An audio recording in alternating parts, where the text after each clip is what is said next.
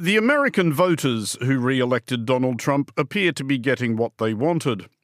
Among the people the president-elect has nominated to help him lead the free world are a Fox News host and sometime soap spokesmodel as Secretary of Defense, a conspiracy theorist and pro-Russia shill as Director of National Intelligence, a real estate tycoon and golf buddy as Special Envoy to the Middle East.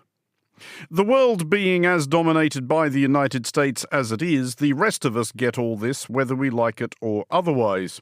We, the rest of the world that is, have been through this once before, of course, but President-elect Trump being President-elect Trump, established form is not necessarily much help to us, and 2024 is not 2016 in the United States or in the wider world. The first time Trump was elected, Russia had not launched a full-scale war upon Ukraine, and the Middle East was not ablaze. And the first time Trump was elected, he was constrained by a combination of his own bewilderment and more orthodox colleagues serving as guardrails and/or training wheels. Trump now has 4 more years, control over both houses of Congress, a compliant Supreme Court, and, it is safe to assume, he assumes, a license to remodel the world.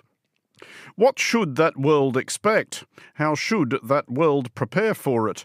And what will actually happen when Trump tries, again, to apply his simplistic solutions to complicated problems? This is the Foreign Desk. Where the rubber really meets the road is, yes, what Trump looks to prioritize, but also, how he responds to the crises that are probably just going to land on his desk, whether or not he wants, and how he and his team navigate those. I think is going to be the real proof. Trump is on the record as saying, if Russia doesn't go along, he will arm Ukraine as never been armed before. So I don't think we should presume that Trump will hand Ukraine to Putin on a silver platter, even if some very naive people in Trump's world are prepared to do that. You want a two-state solution? I'd give you a two-state solution.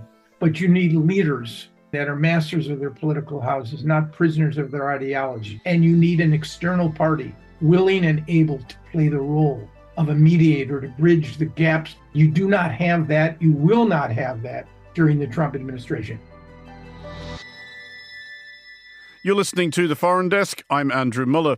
Our first guest this week is Amy Mackinnon, national security reporter for Foreign Policy magazine. Amy, first of all, if you look at who Trump has nominated and what Trump said while campaigning this time round, and I guess also thinking about what we learnt from the last time round, do we have any sense of what Trump's approach to foreign policy actually is? Is there anything we might recognize as a Trump doctrine? I think there is, actually. I mean, a word that people often use to describe Trump's foreign policy is that it's unpredictable. And he certainly is unpredictable in style and how he conducts his foreign policy and some of his personnel choices. But if you look at what Trump has said over the years, and some of these views go back decades, there are a couple of core things which I think which are very deeply held personal views on foreign policy. One is a real fear of nuclear weapons and the prospect of a nuclear war. I think that is in some ways generational and is one of the things he actually shares with Biden. They remember the Cold War. They remember the nuclear drills. And this is something that Trump has spoken about for decades. And I think it's why he's wary about the prospect of a confrontation with a nuclear power state such as Russia or China and Iran's development of nuclear weapons. The second is he runs his foreign policy. In many ways, he ran the White House like a family business. So he's very transactional in how he conducts things. If you read The Art of the Deal, a lot of his very bombastic statements, such as threatening to unleash fire and fury against North Korea, people who know the president-elect will say this is part of his bargaining style. This is him trying to get leverage over his negotiating partner. Then I think a third part which follows on from this is, in this transactional approach, he finds it easier to do business in many ways with authoritarian regimes and with these strongman leaders, because when you're not dealing with a democracy, you don't have to worry about a lengthy government policy review process. It's the leader can just wave his hand and get things done. I think to Trump, it seems a quicker and a more efficient approach. So there are some consistencies in his foreign policy. Now, where things become a little bit more unpredictable is in how he executes it and who he chooses for these policy positions and things like, the late night tweets that we're now expecting to come out on his foreign policy. Well, one of the things we want to look at in this episode is what we can glean from some of the choices he has made in terms of staff, and bearing in mind, of course, that these people all still do, in theory, need to be confirmed by the Senate. But let's look at the big one first. His Secretary of State, Senator Marco Rubio, in some respects a relatively orthodox choice. You could imagine that another Republican president might nominate somebody like Rubio, but also quite a surprising one given the amount of unpleasant things they have had to say about each other in the past. All of that considered, does Rubio strike you as somebody who Trump is going to allow to have much freedom to operate, or is he just there to provide cover for some of the more eccentric cabinet choices? That's a good question. I mean, I think there was actually some disappointment in the corners of the kind of Make America Great Again wing of the party in Trump's selection of Rubio, because he's seen in a lot of ways of being a hawk. There's been this real evolution, almost kind of 180 switch in parts of the party over the past 20 years, going from, the quote unquote forever wars of the George Bush administration's wars in Iraq and Afghanistan to now a real rejection of that, a real sense that, America should not be fighting these open-ended wars, should not be wading into conflicts overseas because of the immense toll that it has taken on troops and veterans, which make up a large part of Trump's supporter base. And I think there is concern amongst those wings of the party that Rubio is a hawk of the old school. And in some sense, he was a pretty classic conservative on foreign policy, but he has also tacked, like many members of the party, he has tacked his views closer to Donald Trump and closer to the MAGA wing of the party in recent years. Now, whether that's because Marco Rubio has had his own kind of natural evolution in his thinking, or whether that's just him moving to where the party is, I think that's going to be one of the potential points of tension to watch out for in the coming months. I mean, when we talk about Rubio as a hawk, though, how hawkish is he exactly on, I guess, the two big ones that Republicans have traditionally been hawkish on, i.e. Russia and China? He's hawkish across the board, and I think particularly on Iran, but most prominently on China. I mean, this is one of the real through lines of, I think, all of Trump's picks for his foreign policy roles in the cabinet is that they are real China hawks. Now, are they the most hawkish on China? There was some reporting in the Wall Street Journal this week that actually Beijing is slightly relieved because figures like Mike Pompeo, who may be the hawkiest of the hawks, has not yet gotten a role in this administration, and Trump has actually ruled out Pompeo having a role in this administration. But I mean, clearly he is gearing up for a very intense and continued competition with China. I mean, what we're doing in this episode, I guess, is trying to see how the rest of the world should perceive what we understand of the second Trump administration, and certainly what Trump wants the second administration to look like. So we should consider a couple of the cabinet nominees with foreign policy ramifications which have caused eyebrows to arch, to understate matters wildly. First of all, Peter Hegseth as Secretary of Defense, a Fox News host who occasionally pops up on people's social media feeds, flexing his tattoos and making unnecessarily aggressive pitches for extremely macho soap. I think there was a real rush for everybody on, was it Tuesday evening? I forget when Hegseth's nomination was announced, to quickly Google who is Pete Hegseth, including members of the Armed Services Committees and Capitol Hill. I mean, Hegseth is a military veteran. He served in the Army National Guard for 20 years. He did deploy to Iraq and Afghanistan. He has a number of medals for his service, but he has never led a large organization. I think the largest organizations he's led have been kind of small veterans, NGOs.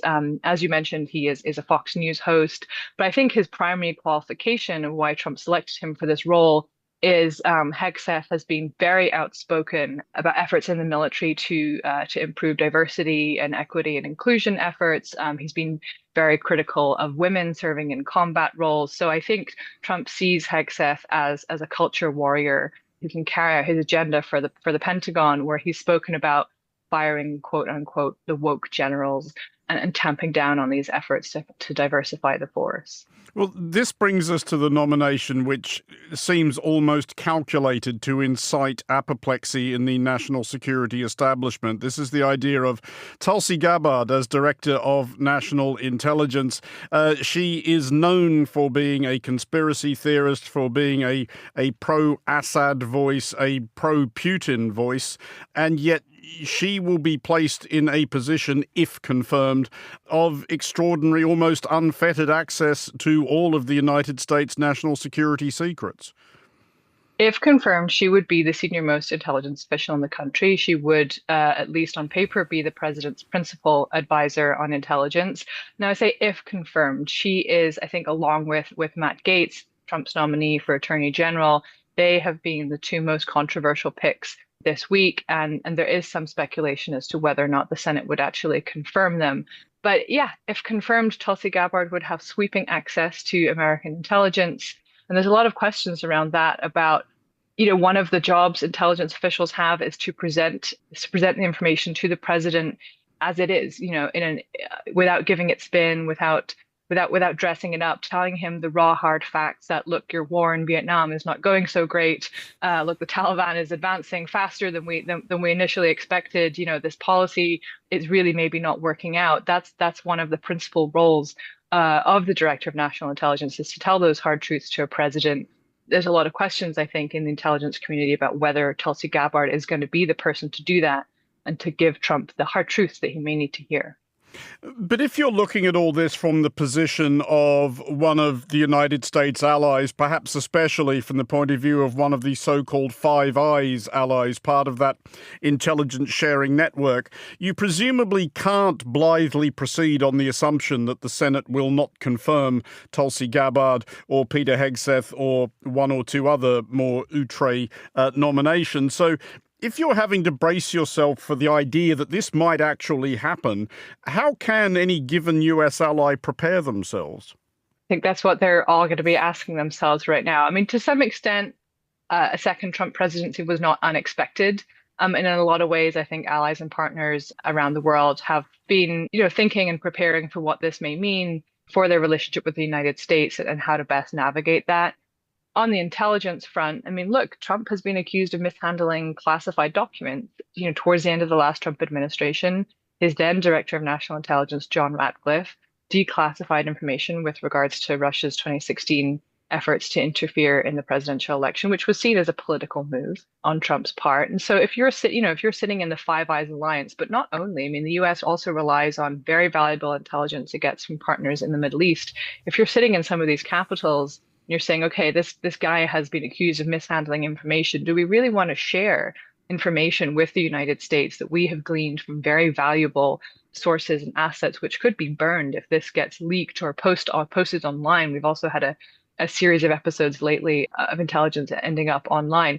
I think these are going to be very hard questions that allies are going to be asking themselves, is how do we now navigate this intelligence, this very vital intelligence sharing relationship with the US in light of all of this? I mean, I guess just as a closing thought then, like any incoming president, Donald Trump will find himself contemplating an absolute world of trouble. There is no shortage of priorities you could choose if you're the president of the United States. But if you think about what he will be confronted with, most obviously Ukraine, the Middle East, confrontation or cooperation with China, what do you think on past form and given what he said in this recent campaign is he most likely to take an interest in? That's a really good question. I mean, there's what the president could be interested in, and then I think there's also the crises that he could be dealt. I mean, Trump really never had a major national security crisis during his first administration. The biggest crisis, of course, was COVID. Biden's foreign policy has really been defined by crises. In many ways, they've been left scrambling to respond to the collapse of the Afghan government, Russia's invasion of Ukraine, the Hamas attacks on Israel, on war in Gaza. I mean, those have been the big through lines of the past 4 years. It's almost become an annual occurrence that there is just this shock, horrific event in world affairs. And so I think where the rubber really meets the road is yes, what Trump looks to prioritize, but also, how he responds to the crises that are probably just going to land on his desk, whether or not he wants, and how he and his team navigate those, I think, is going to be the real proof. Amy Mackinnon at Foreign Policy, thank you for joining us. You're listening to The Foreign Desk.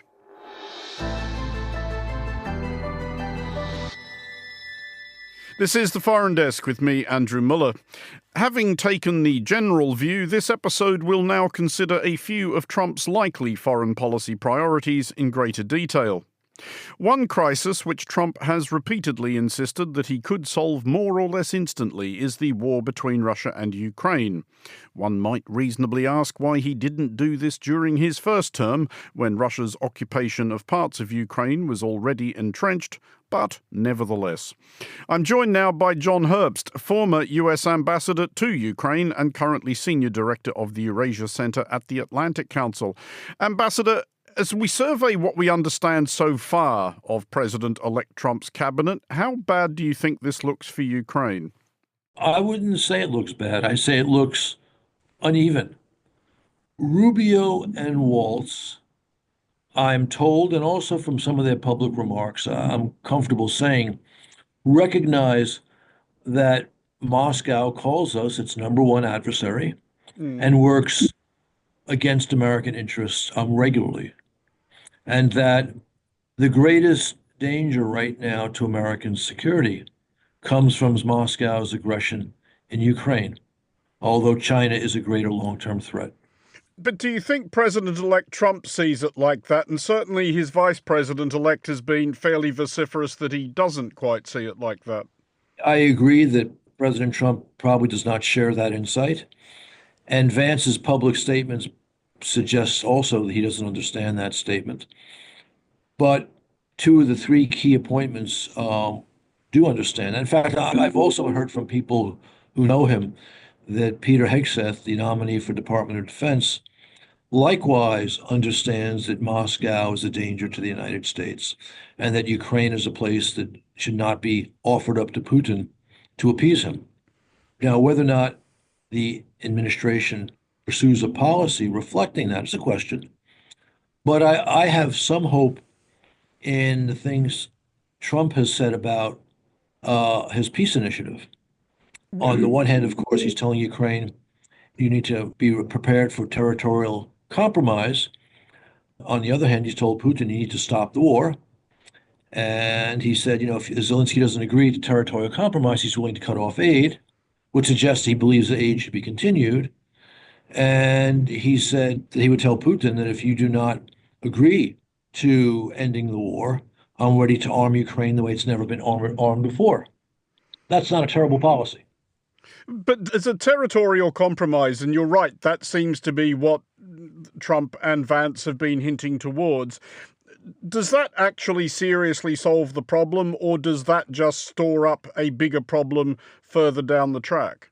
Well, some of the statements Trump has made about a settlement that enables Ukraine to live securely and safely within the borders that the government in Kiev controls, and that he would make sure Ukraine is armed in a major way as a deterrence to future Russian aggression. I think that could work. But I would agree with the skepticism in your question. Right now, the indications coming from the Kremlin and from elsewhere in Moscow is that Putin's not going to accept the Trump proposal. But if he were wily, he would accept it and then do what he often does, which is then ignore it. Is there not also a wider risk that if Putin accepts a compromise like that, or pretends to accept a compromise like that, that he then, because this is always the illogic of appeasing aggressors, that he will try his luck somewhere else. He will, and everyone knows what the nightmare scenarios are. He helps himself to a small sliver of Estonia or Latvia and waits to see if the United States is willing to fight World War III over it. Well, I agree with you that the best way to prevent future Russian aggression is to hand him a serious and visible defeat in Ukraine. The Biden administration never embraced that, and it looks like the Trump administration is not about to embrace that either. And I regret it in both cases. But looking at this, a possible outcome that's less than ideal, an outcome that ensures that Putin cannot take Ukraine is a plus. Mm. And, if Putin would decide that, okay, he's stuck in Ukraine, he'll now try Estonia, I think that's unlikely. I think it is likely if Putin actually won in Ukraine, established substantial control over the entire country or nearly all of the country, his willingness to do that in the Baltics goes way up. But I suspect if our response, now I mean the American response, is strong enough to prevent that Russian victory, to ensure that Ukraine survives as a viable and strong state, albeit in lesser borders, he's going to worry about testing American resolve against a NATO country.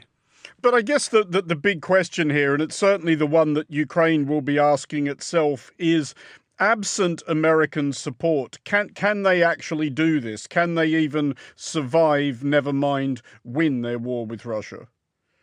Well, again, when you say without American support, you're describing a position which I don't think the Trump administration is going to take.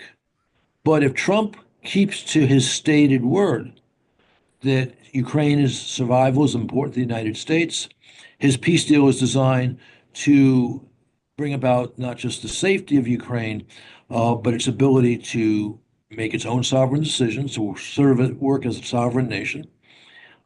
That is not an end of American support to Ukraine. We've seen statements from Kosachev, the number two in the Federation Council, the upper chamber of the Russian legislature, saying they're not going to accept Trump's proposals. We've seen major people on Russian TV fulminating against Trump's proposals. We've seen indications from the foreign ministry in Russia that they're against Trump's proposals.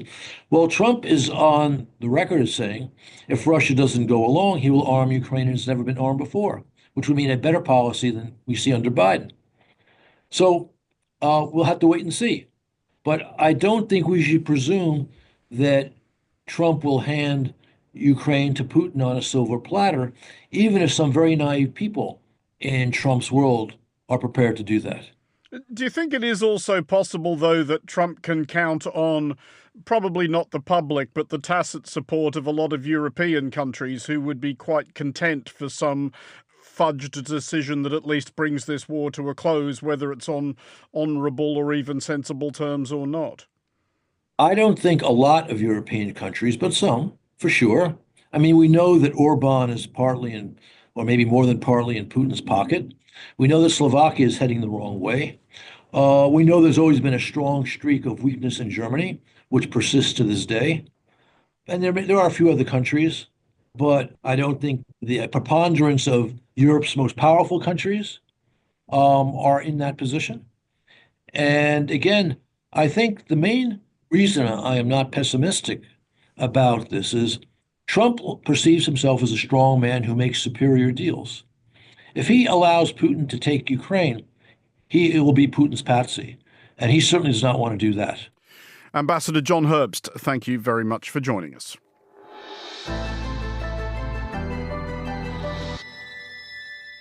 You're listening to The Foreign Desk with me, Andrew Mueller. I'm joined now by Stephen Young, former US ambassador to China, Russia, and former director of the American Institute in Taiwan, among other postings, and currently an advisory board member of the Global Taiwan Institute. Ambassador, let's start by thinking about how Donald Trump's re-election looks from Taipei. What do you think they would be making in Taiwan, both of the fact of President-elect Trump's return to office and of the people he's trying to surround himself with? Very good question, and a ticklish one. The Taiwans have been very smart cultivating both sides of the aisle in our Congress. And I've lived and worked in Taiwan a number of times, and we saw a constant flow of senators and congressmen that were feted by the Taiwan authorities. So there's friends on both sides of the aisle. And I think that has deep roots. And besides, Taiwan is a good story, as you know. A country without a lot of natural resources that has relied on their human capital and become a center for microchips and bicycles and all kinds of things. I mean, do you have a clear sense of what President-elect Trump actually thinks about Taiwan? Because, of course, if we think back 8 years ago, he did take a call shortly after he was elected from then-President Tsai Ing-wen, which caused an amount of bewilderment around the world and certainly outrage in Beijing. Do you get the sense that Trump is broadly pro-Taiwan, or was that just how he woke up feeling that day? Probably the latter. I'm not a big fan of Mr. Trump and his intellectual skills, but he won election, and he's going to get 4 more years. And if he has his way, he might try and change our Constitution to give him more. I mean, one thing we have gleaned, I think, about Trump from his first term and even during the 4 years that he was trying to get his job back is that he does have an aversion to conflict. He likes to think himself as somebody who can forestall it with brilliant deal making. Is there any kind of opportunity in this particular instance, the standoff between China and Taiwan, for any kind of deal to be made? That's a very good question, Andrew. I think that Taiwan, I'm repeating myself, has worked on both sides of the aisle. So it's not a question of whether the Republicans or the Democrats are in power. Mr. Trump did take a call from, I think, Tsai Ing-wen, which most of his staff were unhappy with. But there's a whole lot of people in government in Washington who have visited Taiwan and know it and appreciate what it can do with us.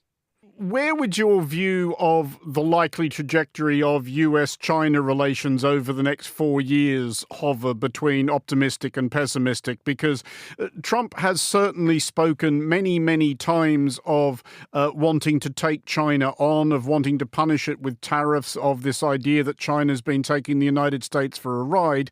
But he's also spoken worryingly often, frankly, for the leader of a great democracy, of his admiration for President Xi Jinping and the way he is able to rule nearly a quarter of the Earth's population according to his own whim. It's all true, and the Chinese are going to try and work that. Again, there is a very strong pro-Taiwan sentiment in our Congress, but what really matters now is who President-elect Trump surrounds himself and whether he listens to them, which are two very different questions, because I don't know, but that maybe President Trump falls into that category of people who are influenced by the last person they talk to. Well, just as a final thought then, if Taiwan is thinking about the next 4 years, and we assume, unless he tries to do anything funny with the Constitution, that this will be Trump's last term as president, what would be a definition of success for Taiwan? Would it be being able to think that 4 years from now, basically nothing has changed? Probably so. I mean, it's worrisome that Xi Jinping has been trying to peg a dateline on settling the Taiwan issue. Those are dangerous because sometimes they lock you into actions that you really don't want to take.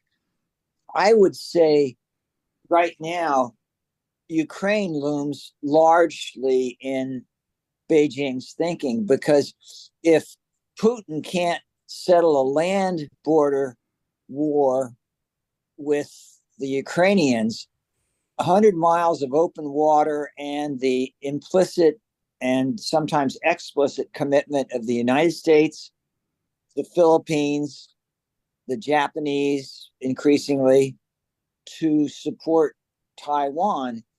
And keep in mind, Japan's colonialization of Taiwan from 1895 to 1945 was actually a very positive situation in a contrast to a lot of other parts of that area of the world.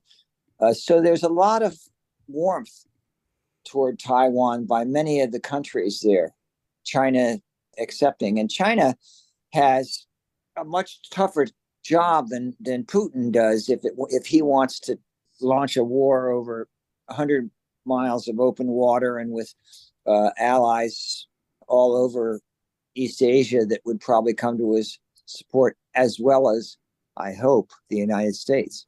Stephen Young, thank you very much for joining us. You're listening to The Foreign Desk on Monocle Radio. This is The Foreign Desk. I'm joined finally by Aaron David Miller, former Middle East negotiator for both Republican and Democratic U.S. administrations, and currently senior fellow at the Carnegie Endowment for International Peace. First of all, one of the very first foreign potentates to congratulate President-elect Trump was Israeli Prime Minister Benjamin Netanyahu. It's obviously not unusual for an Israeli Prime Minister to be that person, but do you think Netanyahu, when you think about the Middle East and its imminent prospects, should be as happy as he seems to be? Look, I think on the face of it, distinguish between headlines and trend lines, the answer is yes. Trump 1.0, 2016 to 2020, pursued a series of policies that I've described, both in writing and in media, as a sugar high. Then President Trump declared Jerusalem the capital of the state of Israel, moved the embassy, recognized Israeli sovereignty over the Golan Heights, something not even the Israeli Knesset has done, acquiesced and enabled Israeli settlement activity, came up with a peace plan in 2020 that essentially would have given the Israelis an additional 30% of the West Bank, and pursued a policy quite consistent, coincident with Benjamin Netanyahu's views of Iran, a campaign of maximum pressure. That was 1.0. And I remember clearly that in my two meetings with Jared Kushner, he made it unmistakably clear on what Trump's Middle East policy would rest. And it was three basic elements. Number one, a very close relationship with an Israeli prime minister. Number two, maximum pressure against Iran. And number three, an effort to create strategic relations with the Emirates and the Saudis. There was a fourth element, which was derivative of 1 and 3, and that was basically to make it unmistakably clear to the Palestinians that unless they were more reasonable, more flexible, more practical, essentially capitulating on their own narrative, that they would get nothing. Not only would they not get anything, that they would lose things. I would argue to you that those three elements still provide the broad contours of Trump's Middle East policy, but there will be, I suspect, variations on each of these themes. Now, Trump confronts a much different situation in the Middle East, where the United States has deployed over the course of the last year several times 2 carrier strike groups, a nuclear-powered submarine, attack aircraft, and has repeatedly waged a war, a naval war, the largest, I think, naval engagement for the U.S. Navy, certainly since Vietnam, probably even conflicts before that. It's a different Middle East. It involves expenditure of resources. It could, if U.S. is not careful, or even if it is, you could get a climb up the escalatory ladder between Israel and Iran that would draw the U.S. into a major multi-front Middle East war. That's not a part of Trump's talking points. It's not what his base wants, and it's not what he wants. There could be variation on that theme. Now, how that will translate into policy, well, does that mean pressure on Netanyahu to end the war in Gaza? I think not. Lebanon looks to me like there's a significant chance of an agreement, at least a phase 1 agreement of a ceasefire between Israel and Hezbollah before year's end. And then, of course, there's the Israeli-Iranian business. So I think there could be variations on all of those themes. 4 years is a long time. Indeed so. But do you think it's possible that President-elect Trump might perceive an opportunity here? Because one thing that we do know has always eaten at him, because he does take everything personally, is that President Barack Obama had a Nobel Peace Prize and Donald Trump did not. And if he looks at the Middle East and he thinks that there is some way that he can insert himself into a rapprochement between Saudi Arabia and Israel, which was believed to be more or less inevitable before last October 7th, or even some sort of grand bargain between Iran and the United States, Iran and the wider Middle East, is it reasonable to suppose that the region will at least have his attention? Yeah, within certain limits. And I think your point on an Israeli-Saudi normalization agreement is right. I'm writing about this now. I think that the Gulf's the thing for Trump 2.0, largely because it's stable. I mean, you have 5 Arab states in active phases of meltdown: Lebanon, Syria, Iraq, Yemen, and Libya. You don't have partners. You have, yes, there's Jordan and Egypt, but they're not the kind of partners that Donald Trump likes. He likes, and remember, this is a president. Most presidents don't go to Saudi Arabia, make Saudi Arabia their first stop on their first foreign foray. He did. He loves the flattery of the kings, the emirs, the crown princes. He loves the money. Son-in-law, Jared Kushner, $2 billion in his affinity fund from the Saudis. You've got hydrocarbons, you've got business interests, you've got flattery. The Gulf's the thing. So the question is, can he produce an Israeli-Saudi normalization accord? It would involve some very tough choices.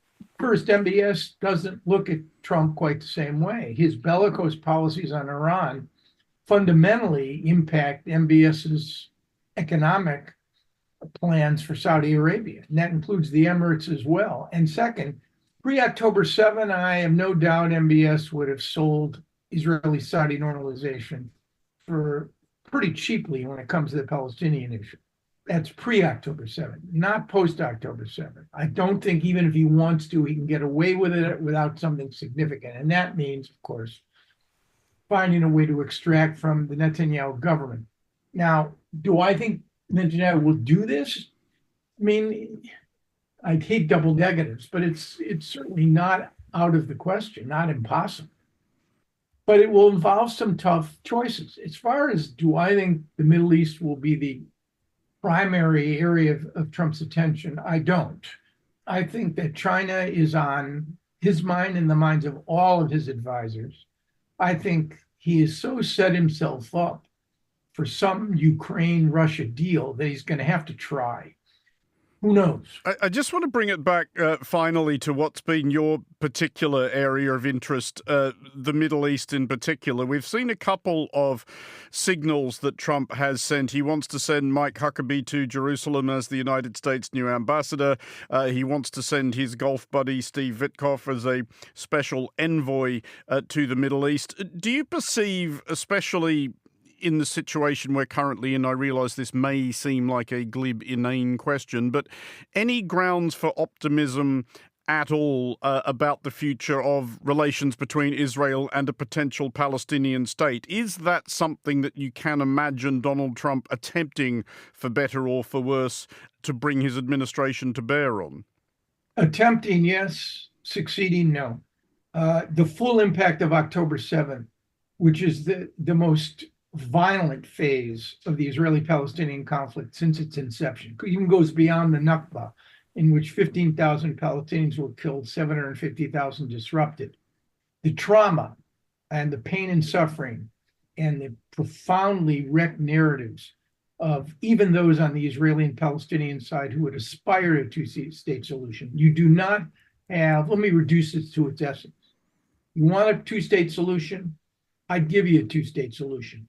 But you need leaders in both Israel and Palestine that are masters of their political houses, not prisoners of their ideologies. You need leaders who are not extractive. They actually believe that making peace, or at least setting their two communities on the road to peace, is compelling, not as a consequence of response to external pressure, but it makes sense for the security and prosperity of their respective communities. And you need an external party willing and able to play the role of a mediator to bridge the gaps that are now as wide as the Grand Canyon. But if they could be closed and get closer, you'd still need a third party that was prepared to apply ample amounts of honey on one hand as incentives and a lot of vinegar, a lot of pressure on both sides to come to a deal. You do not have that. You will not have that during the Trump administration.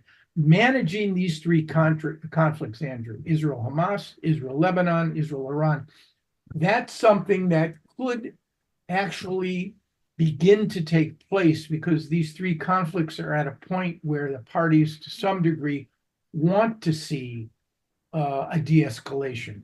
Iran, as one Israeli general described to me, we're playing soccer with Iran, he said, but the Iranians have no goalie. And take that to heart.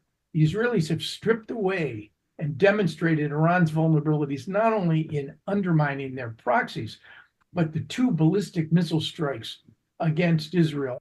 And the Israelis are prepared, I think, to do a lot more damage. Whether they'll expand their target sets to include economic infrastructure or the nuclear sites, that's another matter. I doubt whether Trump would want that, even though he said, what do you mean they're not including the nuclear sites? Of course they should.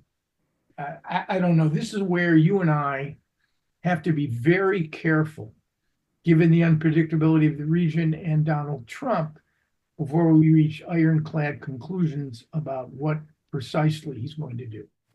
Aaron David Miller, thank you very much for joining us. That's it for this episode of The Foreign Desk. We'll be back next week, and look out for The Foreign Desk Explainer, available every Wednesday. The Foreign Desk was produced by Chris Chermak, Lily Austin and Anita Riota. Lily also edits The Foreign Desk Explainer.